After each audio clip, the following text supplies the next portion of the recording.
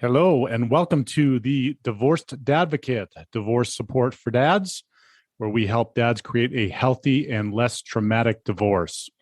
My name is Jude Sandoval, and I'm your host. I created this podcast in the Divorced Advocate community as a result of my own high conflict divorce, and because you as a dad deserve all the resources necessary to thrive through this challenging time. I encourage you to check out our website at thedivorcedadvocate.com, where there are resources that correspond to this episode, as well as free access to our membership community, where you will find live meetings, free workshops and courses, private discussion groups, and more. And now, on to this week's episode. Hello and welcome to the show. Thank you for tuning in this week. And we've got a great topic. It is dating as a divorced dad, finding the right woman for you and your family. I know that some of you listening probably this is the last thing on your mind, so that's okay. But there's some good tips and tidbits in here for you to put in the back of your mind when you're going through this process, because I think most guys that I talk to want to have a healthy and good, positive relationship, romantic relationship, once they're finished with their divorce, post-divorce in Life 2.0. So just put it in the back of your mind. If you're not there, if you are there, then I've got quite a bit to talk about on this. And this is only going to be the tip of the iceberg. But before we jump in, let me welcome some new folks. We got a bunch of new folks this week in the Divorced Dadvocate community. That is Michael, Catherine. Yes, we do have quite a few women in the community that do share this information with their brothers, their friends, their sons, etc., that need some support going through divorce. So welcome, Catherine. Also, Daniel, Travis, and James. Welcome to the Divorced Advocate community. If you're not part of the community, check it out at thedivorcedadvocate.com. There are all kinds of resources for you wherever you are at financially. There are free resources. There are paid resources. It is just resources that you need. So get the help that you deserve at thedivorcedadvocate.com and check it out.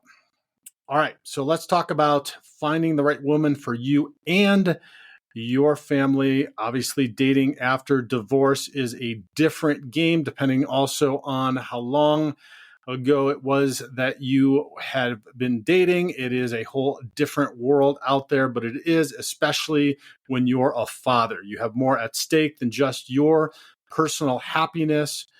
You need to think about how a new relationship will impact your children, your stability, and your future. The woman you choose to date should not only align with your personal goals, but also integrate well into your family. And that there is a key thing about the whole dating after divorce. So here's a breakdown of the types of women that may be beneficial to your situation and those who are better suited for recreational dating rather than marriage. This is all going to depend upon what your goal is, what your values are, and what you want to see and how you want to proceed in your life 2.0 after divorce. First, let's talk about women that may be a good fit, and then we will talk about women that may not be a good fit, that you might want to just consider dating casually and may not be suitable for marriage. First, women that may be a good fit, and there's only one category as far as I'm concerned, and those are women without children. And while this might seem counterintuitive, women without children actually blend more easily into your family dynamic, especially if they're open to dating a man with kids. Okay, if they're not open to that, that's understandable, and we're going to touch on that in the second half of this. But the reason why is they don't come with their own set of co-parenting challenges, custody schedules, or emotional baggage from an ex-husband that they have to see and deal with on a regular basis. So if your household is already stable, and that's key, introducing someone new without extra complications can create a smoother transition for your kids. However, it's crucial that she genuinely embraces the idea of being a stepmother figure if the relationship progresses toward marriage. And I highly, highly recommend, gentlemen, that unless you are interested in somebody and get to know somebody to the extent that you want to have them in a long-term relationship, or you want to get married to them, that you do not introduce them to your kiddos until such time. And that takes months, if not years, of dating before that can happen. I speak from making this mistake myself, so take heed on that for sure. It has an impact on your kiddos. Dr. Robert, so on this point of embracing the motherhood and also making this transition of somebody that can fit into your environment, Dr. Robert Glover, who's the author of No More Mr. Nice Guy, has which is a fantastic book that I highly recommend. And he talks about this. He emphasizes the importance of a man creating his own life and environment rather than molding himself to fit a woman's expectations. So the principle is especially relevant for divorced dads, for you gentlemen. Your household already has an established rhythm, traditions, and parenting structure. And you hear me talk about it all the time. And for those of you that are going through it, it might not be quite there yet, but you are working on it if you're listening and implementing what we talk about in this on this podcast. So any woman who enters into your life should fit into that, not the other way around. So this is very, very important. She should respect the structure you've built for your children rather than attempting to pose her own vision of family life. So additionally, a woman without children may have more flexibility in doing just that, which is adjusting to your lifestyle, provided she is mature enough to handle the reality of dating a father. And that's really, really important. She must be willing to embrace your role as a dad and not see your children as competition for attention. The right woman, fellas, will recognize that, and she will recognize that she is joining an already established family unit and will seek to enhance it rather than disrupt it. Let me go through that last section again, because this is important to keep in your mind when you are getting to know somebody, when you are getting to know their values, when you are asking them questions, which you should be doing upfront early on in the relationship and not just kind of guessing about what's going on. A woman without children may have more flexibility in adjusting to your lifestyle, provided she is mature enough to handle the realities of dating a father. Those realities are that you have a job, that you're balancing quite a bit, that you have children, that you have schedules, that you have an ex that you've got to deal with. So she's got to be mature enough to handle the realities of dating you. She must be willing to embrace your role as a dad and not see your children as competition for attention. This is hard these days in a world of women that want nonstop attention. We see it on Instagram and Facebook and TikTok and everywhere else around. So be cognizant of that as a red flag. And the right woman is going to recognize that she's joining an already established family unit, and she will seek, this is the most important part here, I'm underlining it for myself as well, that she will seek to enhance rather than disrupt it. Now, Dr. Robert Glover talks about in his book that she is the icing on the cake. That is not diminishing anything or any woman. It's just that you have created this cake, this beautiful environment and this lifestyle, and she is the icing on the cake. So something to keep in mind. So that is a woman that will be a good fit to date after your divorce. Now, let's talk about women that may not be a good fit, women to date casually that you might not want to consider or think about getting into a long-term relationship or even marrying.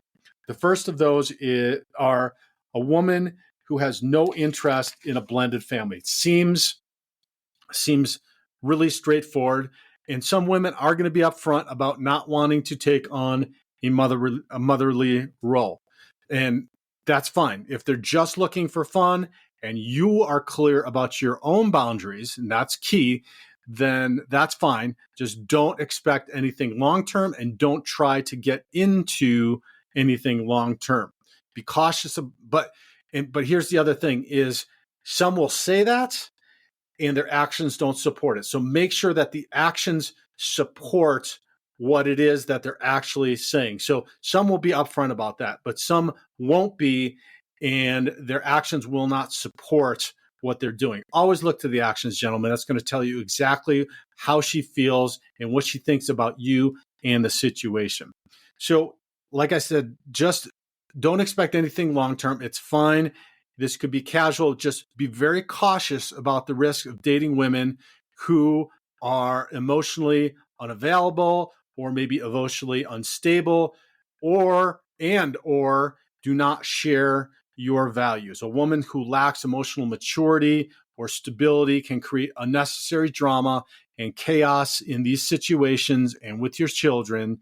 And if she does not respect your priorities as a father, or tries to create division, or is looking for attention all of the time, it's best to keep your distance. Ensuring that your values align is essential to maintaining a peaceful and drama-free personal life. I am going to point you to the book by Dr. Sean Smith. That is The Tactical Guide to Women. It is the best book that I've ever read for dating. The first half of it talks exactly about that, which is ensuring that your values align. You need to know what your values are in order to be able to see if those align with somebody. And the first half of his book talks about how you can do that. It's Dr. Sean Smith, The Tactical Guide to Women. Read it, gentlemen. Read it early. Keep one on your shelf. Go back and reference it. It is all kinds of pearls of wisdom. And he's been on the show multiple times. Go back and look for some of his episodes. And actually, we should probably get him back on the show here again soon. Number 2, woman to date casually, but maybe not for a long-term relationship or marriage. That is women who are financially unstable or just looking for somebody as a provider. Not that being a provider protector is a bad thing, but as a divorced dad, you likely already have financial obligations related to your children and your ex. Be wary of women who view you as a meal ticket rather than a partner. If she's consistently struggling to manage her own finances, marriage could expose you to many unnecessary legal and financial risks. You do not want that, and you do not want to repeat if you've already had that happen a second time. A woman who lacks financial responsibility will bring instability into your life, creating stress and more unnecessary burdens. If she has a history of debt, irresponsible spending, or an expectation that you will take care of her financially without contributing to the relationship, this is a major, major red flag. This is where you need to have those conversations. You need to ask those difficult and sometimes uncomfortable questions early on when you are dating in order to find out and understand her situation. Additionally, some women may see a financially stable single father as a safety net rather than a true partner, which can lead to an imbalanced and unhealthy dynamic. Again, all red flags, fellas, things that you got to be aware of, things that you got to ask questions about and make decisions about. So it's crucial to observe how she handles her money early on. Again, that's key. Does she live beyond her means? Is she financially in distress? Does she have unrealistic expectations about finances, lifestyle, or your financial role in her life? These are critical questions. Ask them before you get too involved. A solid relationship, fellas, is built on mutual support, mutual responsibility, and not financial dependency. All right, the last one that you should date casually, may not be one that is good for a long-term relationship or for marriage, is single moms. And while this may be a surprise to you, and it's definitely one that is not touted out there, it may not be an ideal match. And the reason being is due to shared parent. So, okay, let me go back.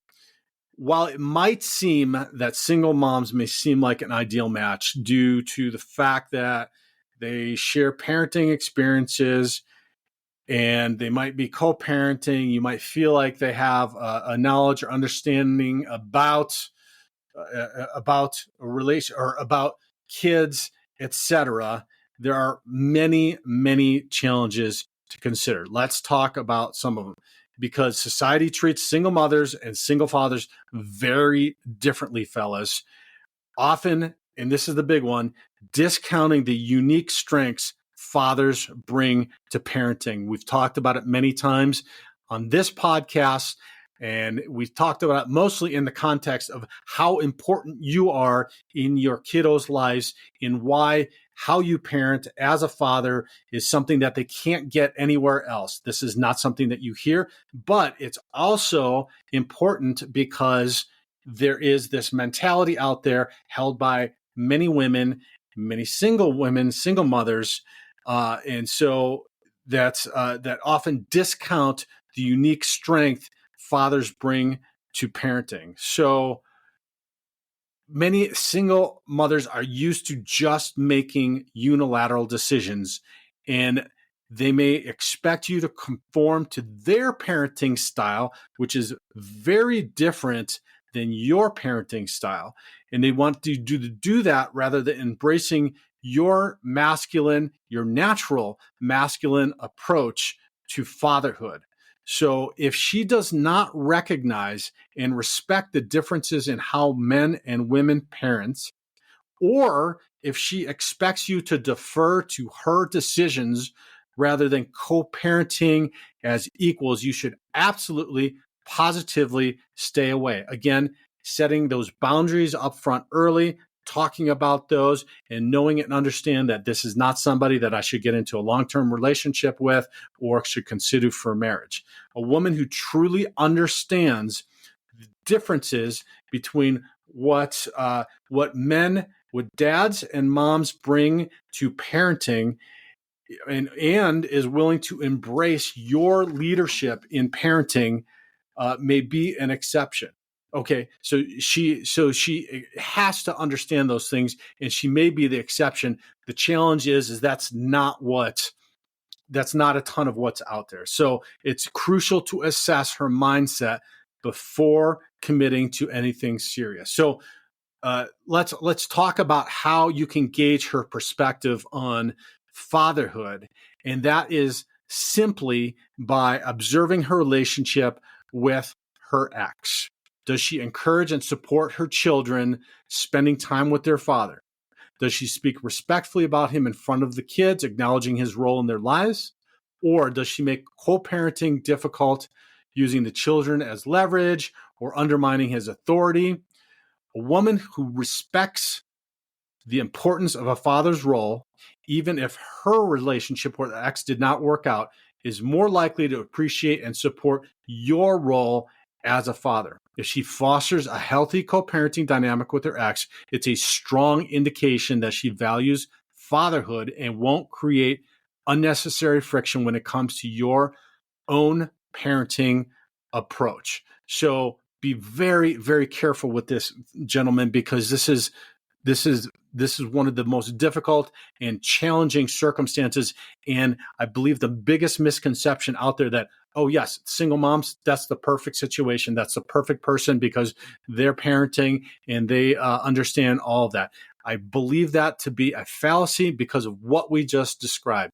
There are differences, and there are differences in how parenting between fathers and mothers work. And it's also the societal thing in which how fathers parent is being very, very discounted. So again, you've got to be paying attention.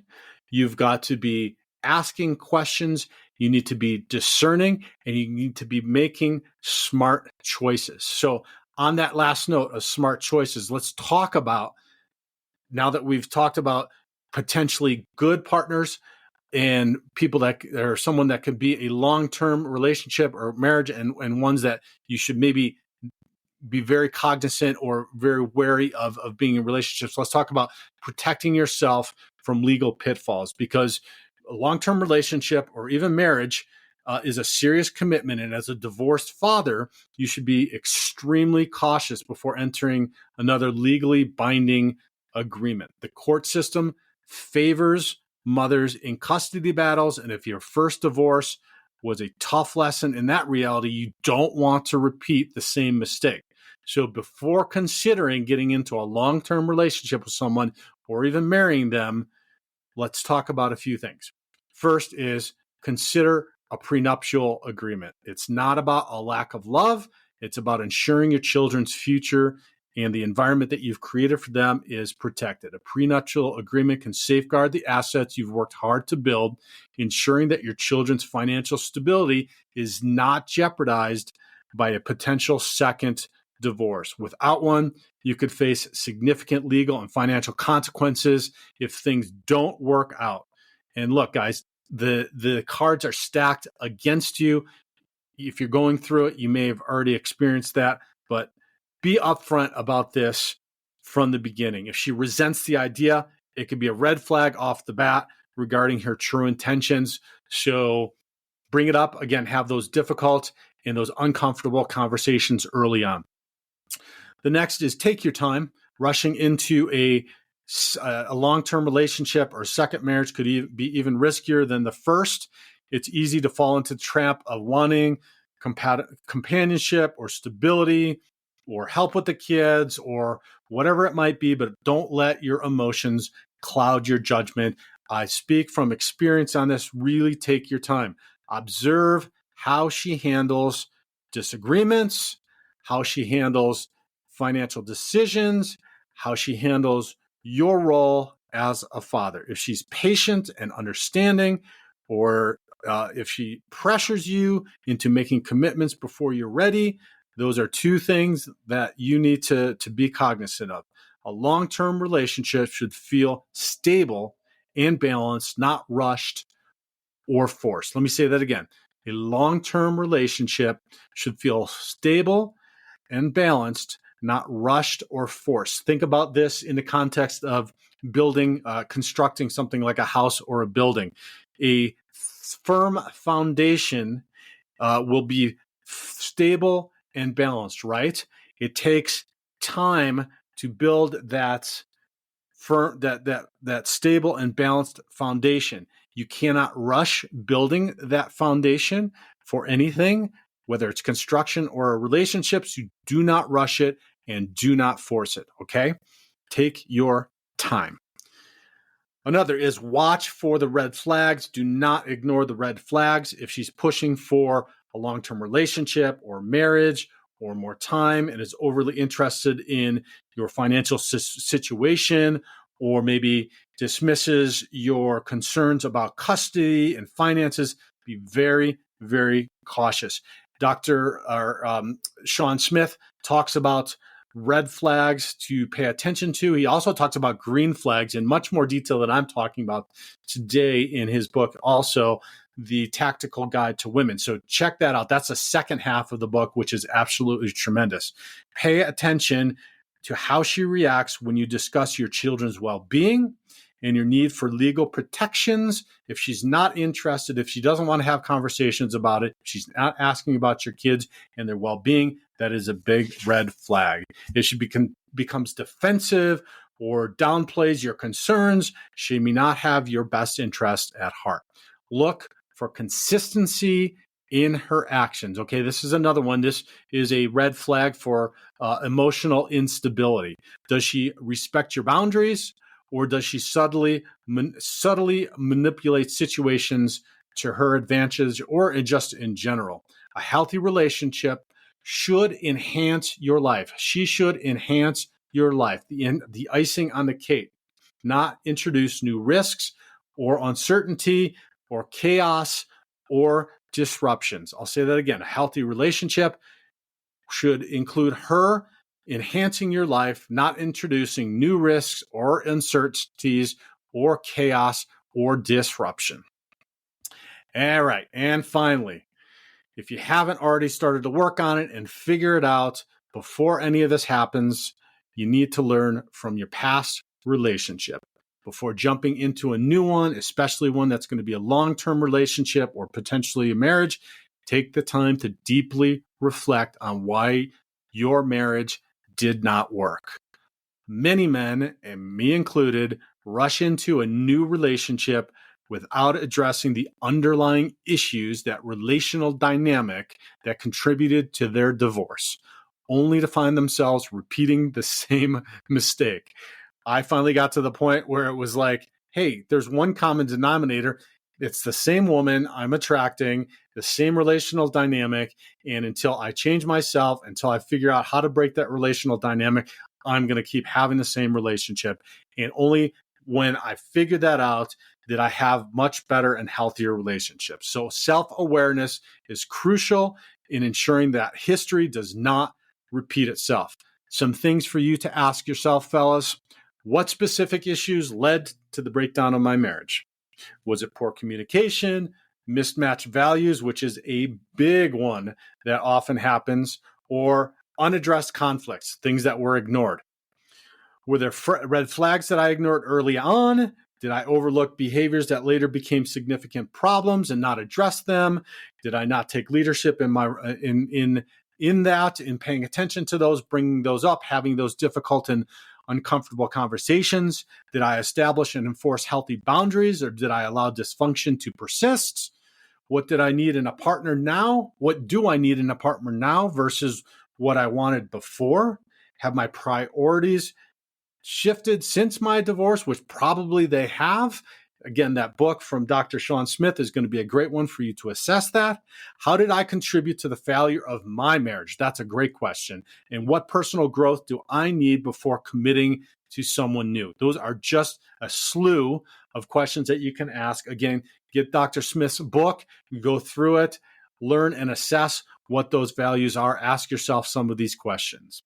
All right, my final thoughts. Dating as a divorced dad isn't just about what you want. You might want companionship. You might be lonely, but you've got many, many more things that you've got to consider. There are a lot more risks involved this time around. It's about what's best for not only yourself, but also your family. Choosing the right type of woman can make all the difference in creating a peaceful and fulfilling life after divorce. It can be fantastic and glorious. It can help you model for your children a healthy and functional relationship that you want them to have when they're adults. So it is a good and positive thing. But as you know, because you're going through this or you've gone through this, who you pick is critical. A strong, healthy relationship can add value to your life, but only if it's built on that right foundation that we talked about.